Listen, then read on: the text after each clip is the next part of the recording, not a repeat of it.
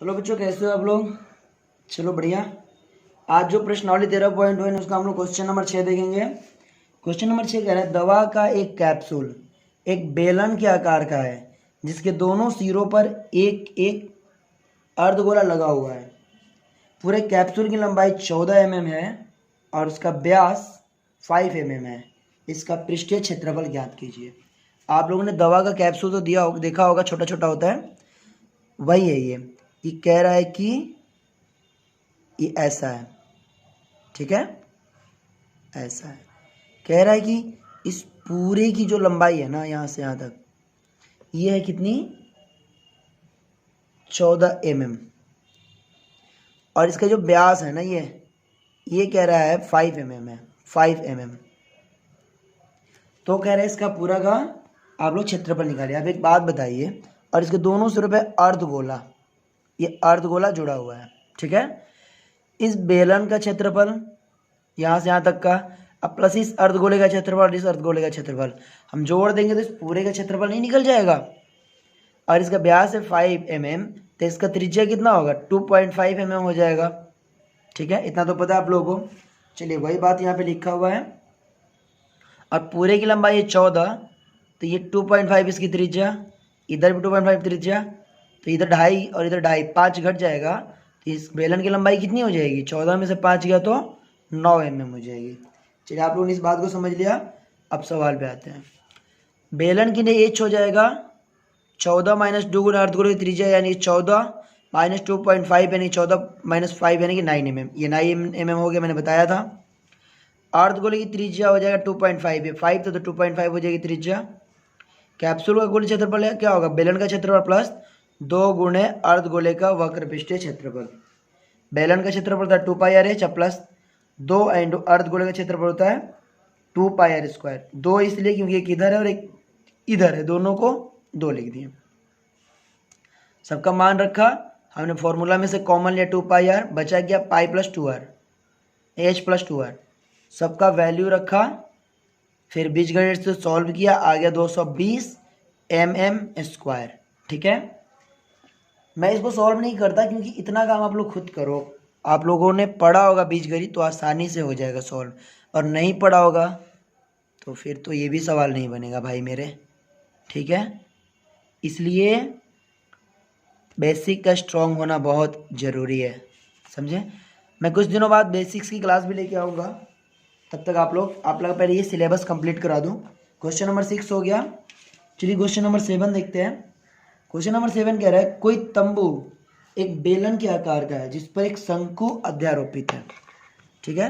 Question number 7, एक तंबू है जो एक बेलन के आकार का है। चलो बेलन ले लिया मैंने, इस पर एक शंकु अध्यारोपित है, एक शंकु ऐसे है, चलो ठीक है। यदि बेलनाकार भाग की ऊंचाई और व्यास 2.1 mm और 2.1 मीटर और 4 मीटर हो, इसकी ऊंचाई जो है ना, ये 2.1 मीटर है यहाँ से यहाँ तक, केवल बेलनाकार बता रहा है, शंकु का नहीं बता रहा। और ये जो इसकी चौड़ाई है ना, ये व्यास कह रहा है ये है 4 मीटर। ये ऐसे होता है ना बेलन, समझ रहे हो आप लोग, 4 मीटर है। तो कह रहा है और शंकु की तिर्यक ऊंचाई, ये तिरछी ऊंचाई दे रहा है 2.1 मीटर, ठीक है। चलिए है, तो इस तंबू को बनाने में प्रयुक्त कैनवास का क्षेत्रफल ज्ञात कीजिए। साथ ही 500 रुपये प्रति मीटर स्क्वायर की दर से इसमें प्रयुक्त कैनवास की लागत ज्ञात कीजिए। ध्यान दीजिए कि तंबू के आधार को कैनवास से नहीं ढका जाता है। कहने का मतलब है इस पूरा को कपड़े से ढकना है तो इसका क्षेत्रफल निकालना होगा। और वो 1 मीटर स्क्वायर का खर्चा है 500 रुपया, तो ये पूरे कपड़े का कितना खर्चा होगा। ध्यान देना कि ये जो तंबू ज़मीन पे खड़ा है तो यहाँ नीचे नहीं ढका जाता, इसलिए इसका क्षेत्रफल नहीं निकलेगा, ठीक है। अब एक बात बताइए, इस तंबू का क्षेत्रफल अब प्लस इस बेलन का क्षेत्रफल निकाल के जोड़ देंगे तो क्या इसको पूरे कपड़े का क्षेत्रफल नहीं निकल जाएगा।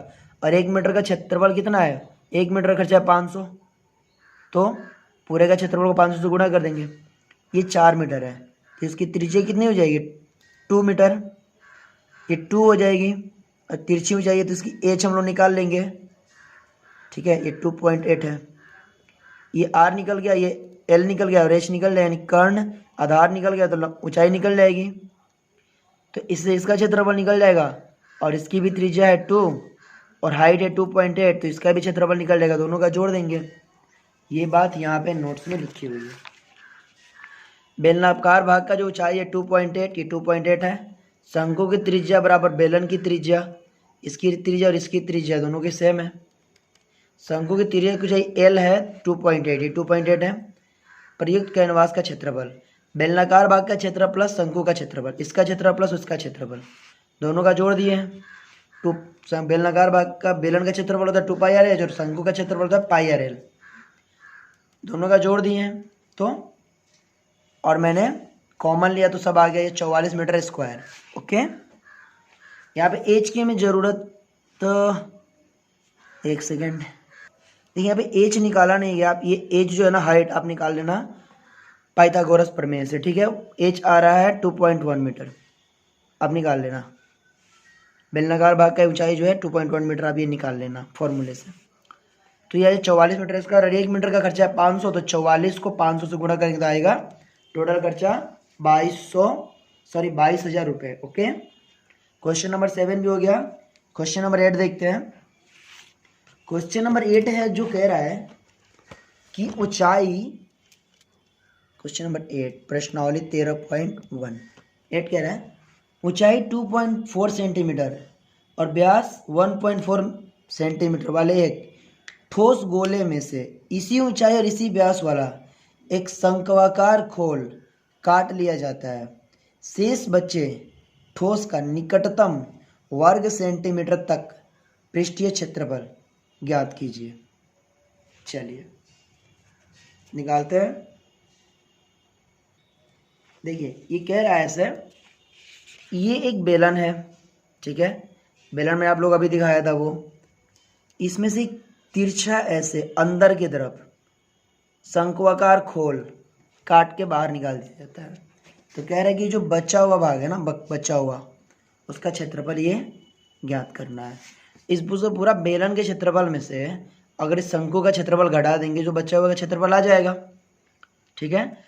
और ये आर दिया हुआ है 0.7, इसकी तिर्यक ऊंचाई दी हुई है 2.5 और बेलन की कुल ऊंचाई दी हुई है 2.4। तो बेलन की ऊंचाई h बराबर 2.4, ये पूरी जो इसकी ये भी ऊंचाई होगी 2.4 ही होगी, ये बेलन की ऊंचाई, क्योंकि इसकी ऊंचाई और शंकु की ऊंचाई और बेलन की ऊंचाई दोनों की सेम है। तो बेलन की ऊंचाई हो जाएगी 2.4, दिया हुआ है व्यास 14 सेंटीमीटर, तो आर हो जाएगा 7 सेंटीमीटर।